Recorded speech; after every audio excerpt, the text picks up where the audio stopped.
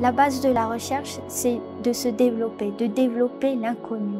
Pour moi, c'est ça la recherche.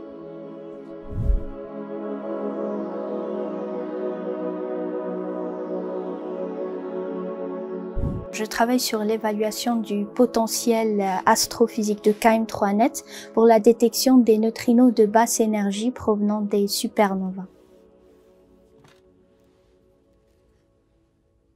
En fin de vie, le cœur d'une étoile n'est plus constitué que de fer. Et le fer est l'élément le plus stable dans l'univers. Alors, il ne peut plus jouer son rôle de réacteur nucléaire, ce qui fait qu'il s'effondre sur lui-même. Il s'ensuit une gigantesque explosion qu'on appelle une supernova. Elle est suivie de l'éjection de milliards de particules qui sont les neutrinos, qu'on essaie de détecter avec nos télescopes à neutrinos. Alors, KM3net est un télescope sous-marin à neutrinos. Il est en cours de construction.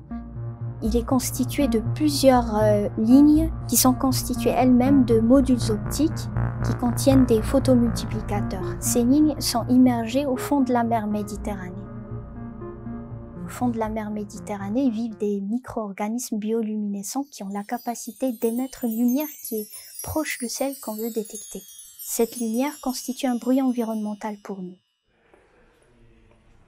En fait, ce que je fais, c'est que je développe des algorithmes basés sur l'apprentissage automatisé, relevant de l'intelligence artificielle. Ces algorithmes, ils me permettent de créer, de caractériser les différentes composantes de ce bruit environnemental, ce qui me permettra par la suite de différencier, de classifier mes événements neutrinos provenant des supernovas, donc mon signal du bruit environnemental. On n'a pas besoin d'être expert dans un domaine pour en faire sa thèse. Les techniques de machine learning, c'est tout nouveau pour moi. Je ne savais pas ce que ça voulait dire avant de commencer ma thèse.